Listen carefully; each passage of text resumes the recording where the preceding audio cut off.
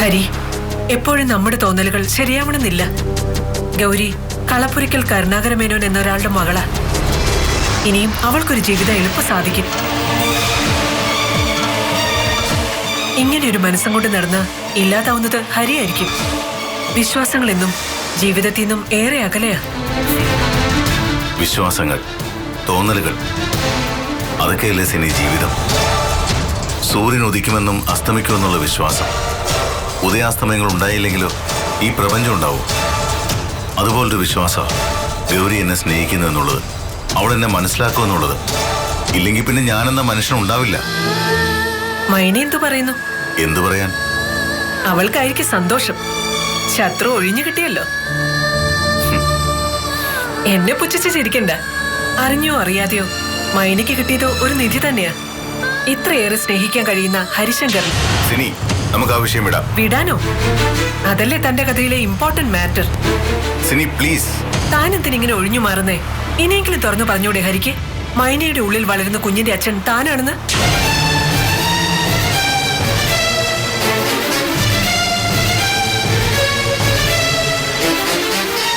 നീ എന്റെ നല്ല സുഹൃത്താണെന്ന വിശ്വാസത്തിലാ എന്റെ പ്രശ്നങ്ങൾ ഞാൻ നിന്നോട് ഷെയർ ചെയ്തത്. അതെ, ഞാനെന്ന മനുഷ്യന്റെ ബലഹീനതയോ കഴിവുകളോ ആയിട്ട് കാണരുത് നീ. ഹരി, നീ ഇപ്പൊ പറഞ്ഞ വാക്കുകൾ ഇനി മേലിൽ ആവർത്തിക്കരുത്. മനസ്സിലായോ സിനിക്ക്? മൈനയെ കുറിച്ച് ഇനി ഒരു അക്ഷരം പറയരുത് നീ. അത് ചിലപ്പോ എനിക്ക് എപ്പോഴും ക്ഷമിക്കാൻ കഴിയുന്നു വരില്ല. Please Hari, please.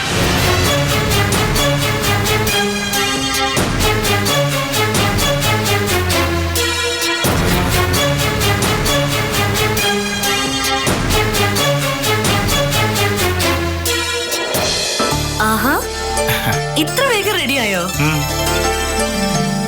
ഈടെയായി സിദ്ധുവിന് എന്റെ അടുത്തൊന്നും ഇരിക്കാൻ കൂടി നേരമില്ല. വേണ്ട, ഞാനൊന്നും പറയുന്നില്ലേ. വെറുതെ എന്തിനാ?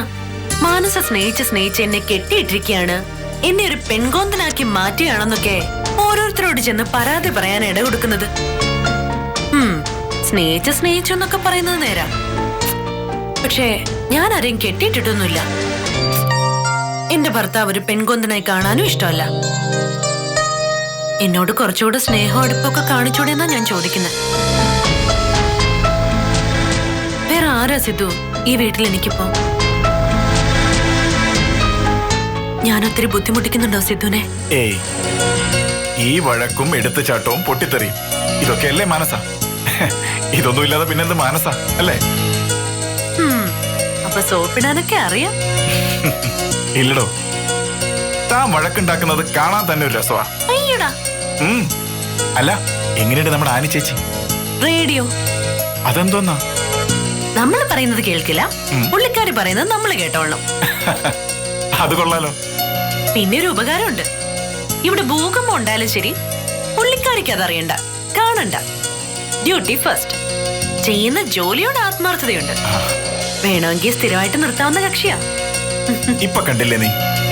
മാനസ ഇവിടെ തനിച്ചാണെന്ന് മനസ്സിലാക്കി ഇത്രയൊക്കെ ടെൻഷനുകൾക്കുള്ളിലും നിനക്ക് കൂട്ടിനൊരാളെ കൊണ്ടുവന്നില്ലേ ഹരിയേട്ടൻ? അതും നീ ആഗ്രഹിക്കുന്നതിനും മുമ്പ്. ഇതാണ് സ്നേഹം എന്ന് പറയുന്നത്. വേണ്ട സിദ്ധു, നമുക്ക് ആ വിഷയം വിടാം. നമ്മളെ തനിച്ചാ ഇവിടെ ജീവിക്കുന്നെന്ന് വിശ്വസിക്കാനാണ് എനിക്കിഷ്ടം. ഹരിയേട്ടൻ എന്നൊരാൾ ഇപ്പൊ എന്റെ ഉള്ളിലില്ല. അങ്ങനെ എളുപ്പം പറിച്ചറിയാനാവോ മാനസയ്ക്ക്? ഹരിയേട്ടനോട് സ്നേഹമില്ലെങ്കിൽ എന്തിനാ നീ ഇപ്പോഴും രാത്രികളിൽ ഹരിയേട്ടന്റെ വരവും കാത്തു നിൽക്കുന്നു? ഞാൻ കാണാറുണ്ട്. ഹരിയേട്ടൻ ഉറങ്ങാതെ മാനസ ഉറങ്ങാറില്ല ഇപ്പോഴും. എന്തിനാ? ശീലിച്ചു പോയതാ കുട്ടിക്കാലം തൊട്ടേ. ഹരിയേട്ടൻ വരാതെ ഉറങ്ങില്ല, ഹരിയേട്ടൻ വാരിത്തരാതെ ഉണ്ണില്ല. അത്രയ്ക്ക് ഇഷ്ടമായിരുന്നു എനിക്കെന്റെ ഹരിയേട്ടന്. ഹരിയേട്ടനല്ലാതെ കാത്തിരിക്കാൻ എനിക്ക് വേറെ ആരുമില്ലായിരുന്നു സിദ്ധു. ഇപ്പോ 1000 വട്ടം വെറുക്കുന്നുവെങ്കിലും ഉള്ളിന്റെ ഉള്ളിൽ പതിഞ്ഞു പോയ ശീലങ്ങളൊന്നും മാറ്റാൻ എനിക്കാവില്ല. മനസ്സേ, വിഷമായോ? സോറി, നമുക്കത് വിടാം. അല്ല, എങ്ങനെയുണ്ട് നമ്മുടെ ചെക്കൻ? ഓ, ഇപ്പോഴെങ്കിലും നമ്മുടെ കുഞ്ഞിനെ കുറിച്ച് ഓർത്തല്ലോ. ചെക്കൻ ബഹളം ഉണ്ടാക്കി തുടങ്ങിയോ? ചെക്കനാണെന്നങ്ങ് ഉറപ്പിച്ചോ? ചെക്കനാവുമ്പോ എനിക്ക് തോളത്തിരുത്തി പൂരപ്പറമ്പ് ചുറ്റാം, ആനപ്പുറത്ത് കയറാം. പിന്നെ ഇവിടെ ഇരിക്കല്ലേ പൂരപ്പറമ്പ് ആനപ്പുറവും. എനിക്ക് മോള് മതി. എപ്പോഴും അതിനെ കണ്ണെഴിച്ചും പൊട്ടുകുത്തിയും ഉടുപ്പുകള് മാറി മാറി ഇടിച്ചും അങ്ങനെ അണിയിച്ചെടുക്കാലോ. നല്ല രസമായിരിക്കും.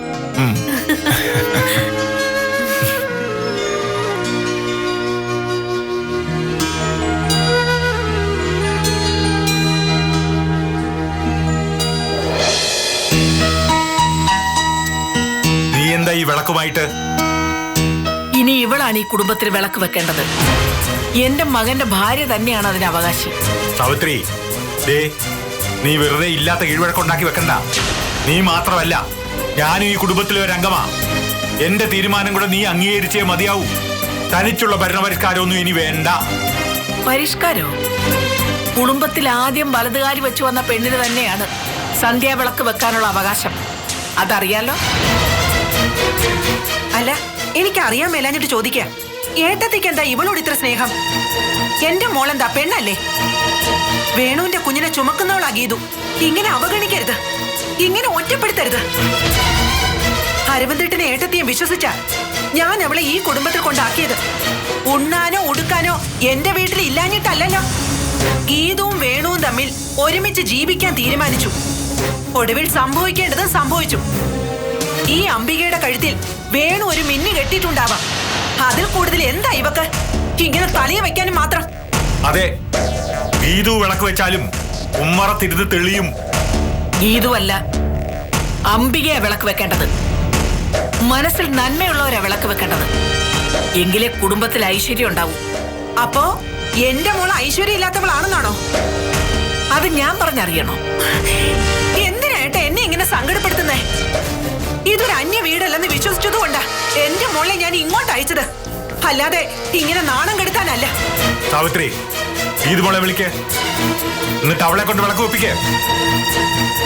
അംബികെ, അമ്മേ, നടന്ന ഉമ്മറത്തേക്ക്.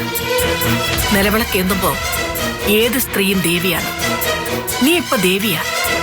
തിന്മയെ നശിപ്പിച്ച് നന്മയുടെ ദീപം തെളിക്കുന്ന ദേവി. ഒരാളും നിന്നെ തടയില്ല. തടയാൻ ഇട കൊടുക്കരുത്. നിൽക്കടി.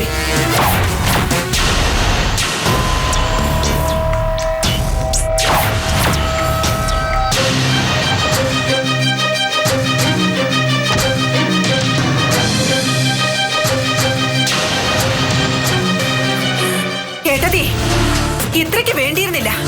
പച്ച മാംസത്തിൽ ചുട്ടുപഴുത്ത ഇരുമ്പ് തറച്ച് കഴിച്ചത് പോലെയാ ഞാനിപ്പോ ഇവിടെ നിൽക്കുന്നേ. ഇങ്ങനെ അപമാനപ്പെട്ട് നിന്നിട്ടില്ല ഞാൻ ഇതുവരെ. എനിക്കൊരു മകനായിപ്പോയി. അവൾ ഇന്ന് നിങ്ങളുടെ മകനാ ഗർഭിണിയാണ്. അതുകൊണ്ട് മാത്രം ഞാൻ ഇതൊക്കെ അങ്ങ് സഹിക്കുക. അതെന്റെ ഗതികേട് കൊണ്ട് മാത്രമാ. സീതാലക്ഷ്മി, നിനക്ക് മകളുണ്ടായതിലല്ല, ആ മകളെ നല്ല രീതിയിൽ വളർത്താത്തത് കൊണ്ടാ നിനക്ക് ഈ ഗതികേട് വന്നത്. അതെല്ലാവർക്കും ബാധക. സ്നേഹിക്കുന്നവരെയും സഹായിക്കുന്നവരെയും നീ വെറുപ്പിച്ച് അടങ്ങുന്നുണ്ടോ? അതും തോന്നിവാസം കാണിച്ച് മടുത്തപ്പ തിരിച്ചു വന്നവർക്ക് വേണ്ടിയിട്ട്. മിണ്ടരുത്. ഇനി ഒരു അക്ഷരം മിണ്ടരുത്. ഈ കുടുംബത്തിൽ എന്ത് വേണമെന്ന് എനിക്കറിയാം.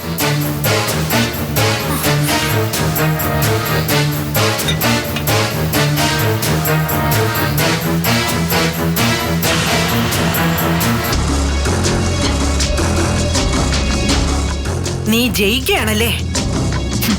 കൊറേ കാലം തോറ്റതല്ലേ അപ്പച്ചി, ജയിച്ചു നോക്കട്ടെ. ഇല്ലടി, ഈ ജയം അധിക നാൾ ഉണ്ടാവില്ല നിനക്ക്. അനുഭവിച്ചതിനേക്കാൾ അധികം ഇരട്ടി നീ ഇനി അനുഭവിക്കാൻ പോകുന്നതേ ഉള്ളൂ. കാത്തിരുന്നോ. ഒരു ജന്മം മുഴുവൻ തോറ്റതാ ഞാൻ. ഇനിയും തോൽക്കാൻ എനിക്കാവില്ല. ജയിച്ചേ കഴിയൂ. ജയിക്കും. ഒരുപാടൊന്നും വേണുവിനോടൊപ്പം നീ ഇവിടെ ഉണ്ടാവില്ല. ഞാനാ പറയുന്നേ. കാത്തിരുന്നോ.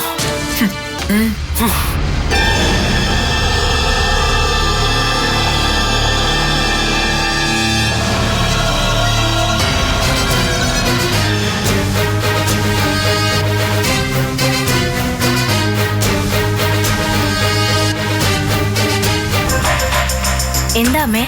അമ്മ പറ. നീ റൂമിലാണോ? അതെ, അമ്മ പറഞ്ഞോ. നിന്നെയൊക്കെ എന്തിനാടി ഞാൻ ഇത്ര കഷ്ടപ്പെട്ട് വളർത്തിയേ? എന്താ അമ്മേ, ഞാൻ എന്ത് ചെയ്തുന്നാ? അവിടെ ഇന്ന് നടന്നത് വല്ലോ നീ അറിഞ്ഞോ? അതെങ്ങനെയാ? ഏത് നേരം ഉറക്കമല്ലേ നിനക്ക്? അമ്മ കാര്യം പറയുന്നുണ്ടോ? ഇതു ഇന്ന് അവക്കാ സാവിത്രി സന്ധ്യാവിളക്ക് കൈമാറിയത്. അംബിക ഇന്ന് വിളക്ക് വെച്ചത്. അതിനെന്താ, നല്ല കാര്യം. അത് എന്നോടെങ്ങാനോ പറഞ്ഞിരുന്നെങ്കിൽ പോയി പണി നോക്കാൻ പറഞ്ഞേനെ. എടി കഴുതേ, സന്ധ്യാവിളക്ക് കൈമാറുക എന്ന് പറഞ്ഞ കുടുംബത്തിലെ പ്രധാന സ്ഥാനം നൽകുക എന്നാ. അയ്യോ, കുഴപ്പമായോ? നിനക്കൊതൊരു തോൽവിയാ. സാരമില്ല, ഇനി സൂക്ഷിച്ച് നീങ്ങണം നീ. പതിയെ പതിയെ വേണുവിന്റെ കാര്യങ്ങൾ ഏറ്റെടുക്കണം നീ. എങ്കിലേ സാവിത്രി വീഴൂ. സാവിത്രിയെ കൊണ്ട് തന്നെ അംബികയെ ഒഴിവാക്കാനുള്ള മാർഗങ്ങൾ ആലോചിച്ച് കണ്ടെത്തണം നീ. അമ്മയുണ്ട് കൂടെ. വച്ചോ.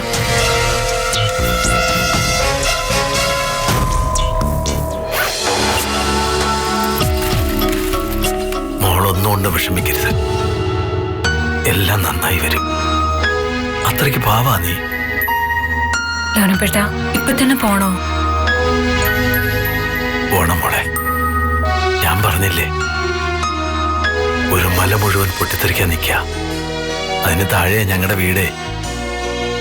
ഭാര്യയും 2 കുഞ്ഞുങ്ങളും ആകെയുള്ള സമ്പാദ്യം. അതുങ്ങള് ഉരുൾപൊട്ടൽ ഒലിച്ചു പോകുന്നത് കേൾക്കുന്നതിന് മുമ്പ് അതുങ്ങളെ പോയി ഒന്ന് കാണണം. ഒരു സ്ഥലം കണ്ടെത്തി മാറ്റി പാർപ്പിക്കണം. ഒക്കെ ഞാൻ ചെന്നാലേ നടക്കൂ. അതാ. അല്ലെങ്കിൽ മോളെ അമ്മണിയമ്മയും തനിച്ചാക്കിയിട്ട് ലോനപ്പം പോവെന്ന് തോന്നുന്നുണ്ടോ? പിന്നെ ഇവിടെ കറങ്ങി നടക്കുന്ന രഘു അത്ര നല്ലവനല്ല. മോള് സൂക്ഷിക്കണം. എന്തു തന്നെ ആയാലും ആ സെക്കൻഡിൽ ഹരിസാറിനെ വിളിച്ചോളണം. ആരെയും വിശ്വസിക്കാൻ കൊള്ളത്തില്ല മോളെ. നീ ബാഗ് അടച്ചോല്ലോ എന്നപ്പാ. എന്തിനാ? ഇതാ, ഇതും കൂടെ അങ്ങ് വെച്ചേരെ, നിന്റെ പിള്ളേർക്ക് കൊടുക്കാൻ. എന്തിനാ അമ്മണിയമ്മേ? അതല്ലടാ, ഇത്തിരി മുറുക്കോ അച്ചപ്പോ ഉപ്പേരി ഞാൻ കുത്തിയിരുന്നുണ്ടാക്കിയതാ നിന്റെ കുഞ്ഞുങ്ങൾക്ക്.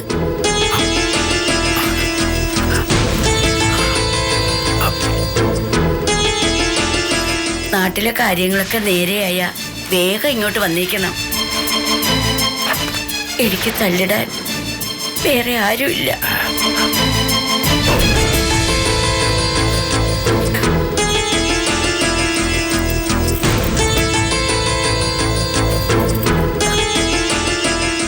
വരട്ടെ.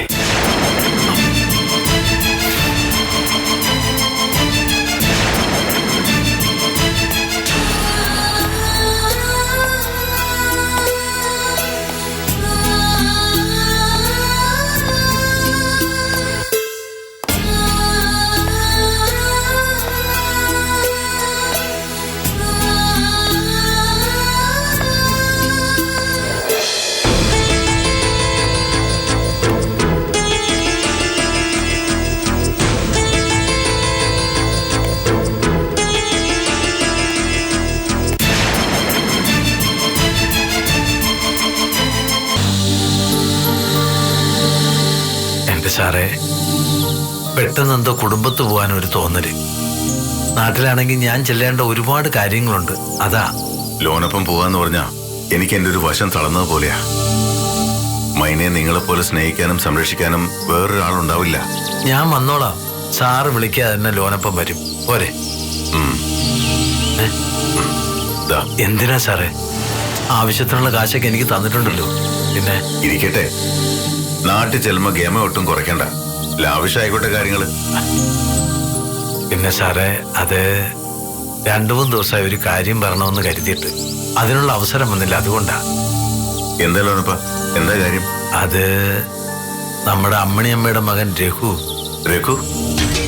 അവൻ ആളത്ര ശരിയല്ല സാറേ. അത് നമ്മൾ അറിഞ്ഞല്ലേ? ഒരു മർഡർ കേസിൽ അകത്ത് പോയതും ജാമ്യത്തിൽ ഇറങ്ങിയതും. അത് മാത്രമേ നമുക്കറിയൂ. അവൻ നമ്മളോട് പറഞ്ഞ കഥകളൊക്കെ പകുതി കള്ളമാണെന്നാണ് എനിക്ക് തോന്നുന്നത്. ആ അമ്മണിയമ്മ അവൻ പറഞ്ഞു പറ്റിക്കുക. എന്താ അങ്ങനെ തോന്നാൻ? തോന്നലല്ല, എനിക്ക് ഉറപ്പാ. പെറ്റതള്ളയോടുള്ള സ്നേഹം മൂത്തിട്ടൊന്നുമില്ല അവൻ അവിടെ വന്ന് കൂടിയിരിക്കുന്നത്. എന്തോ പണി ഒപ്പിച്ചിട്ട് വന്നപ്പോൾ ഒരു ഒളിത്താവളം. ആ അമ്മണിയമ്മയുടെ സങ്കടം കണ്ടിട്ട് സാറ് അവിടെ അവനെ കയറ്റി താമസിക്കാനുള്ള സൗകര്യം കൊടുത്തതെന്ന് എനിക്കറിയാം. പക്ഷേ അത് വേണ്ടിയിരുന്നില്ല. അത് അപകട. സൂക്ഷിക്കണം. എന്നാ ഞാൻ പോയിട്ട് വരാം സാർ.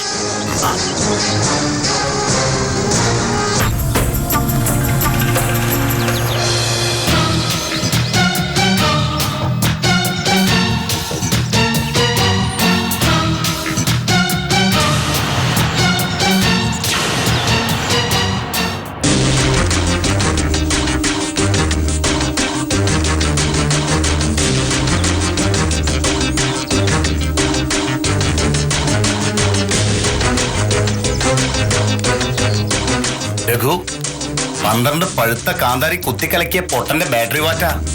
ഇതടിക്കുന്നവന്റെ ചങ്കുരുകി വെള്ളവും. വേണ്ടടാ, വിട്ടേക്ക്.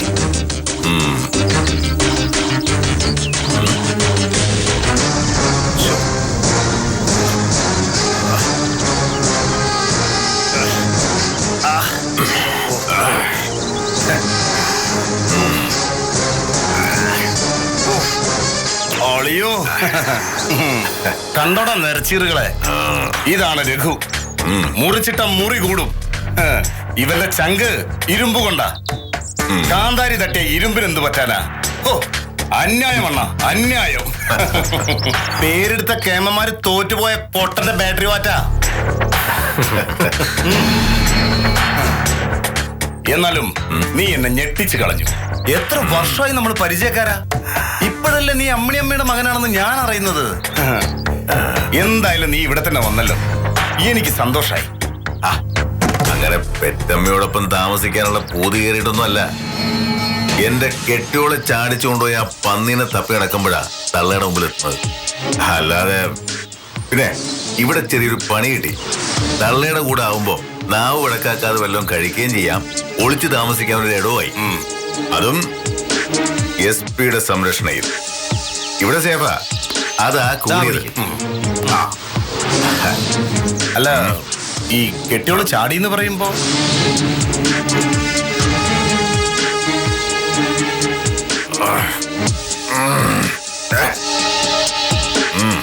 കെട്ടിയോള് കഴിവറ മോള്. ഒരുപാട് എനിക്ക് ഇഷ്ടമായിരുന്നു അവളെ.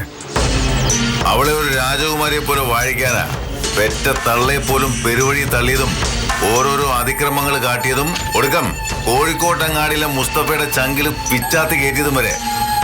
ആ കേസിലകത്ത് പോയത്. 2 കൊല്ലം കഴിഞ്ഞപ്പോ വാഴയ്ക്കെടുത്ത് മുതലാളിമാര് വാക്ക് തന്ന പോലെ ജാമ്യം എടുത്തു വന്നു.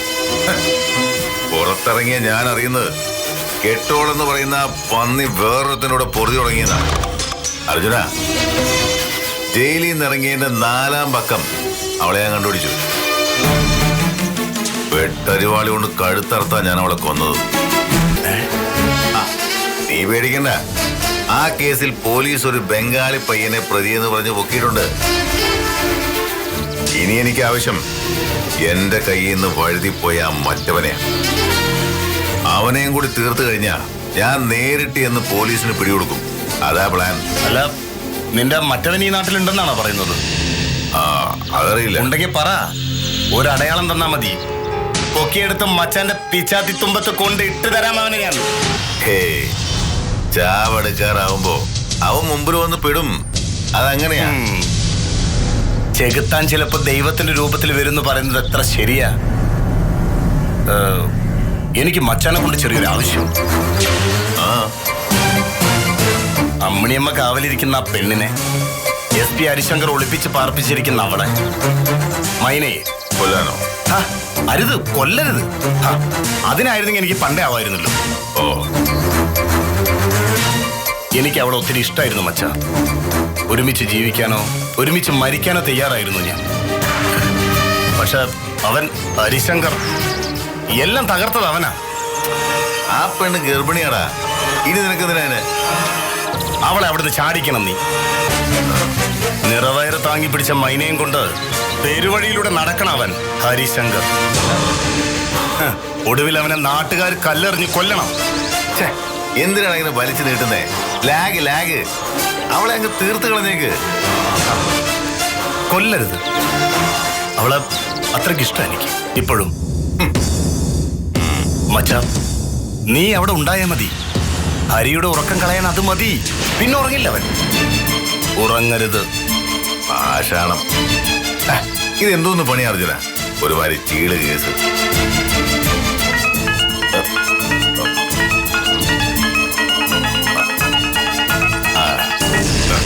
എന്നാ നല്ല ഒന്നാം തരം പണിയായി വിളിക്കുന്നത്. അതാരാ ഈ നാട്ടിൽ മച്ചാനെ പണിക്ക് വിളിക്കാൻ മാത്രം? ആ, അത് വേറൊരു കണക്ഷനാ. കമ്പത്തെ ആൻഡ്രോ ചായന്റെ പഴയ ഒരു സെറ്റപ്പാ. കോടീശ്വരി പെണ്ണുമ്പുള്ള പേര് പറഞ്ഞ ചെലപ്പോ നീ അറിയും. സീതാലക്ഷ്മി.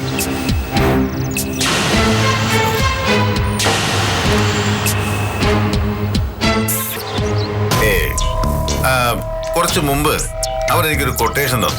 ഒരു സ്പീഡ് വർക്ക്. ഒരുത്തനിട്ടൊരു പണി കൊടുക്കണം. കൊടുത്തു. ഒരു ആക്സിഡന്റ്. അവൻ ചത്തില്ല.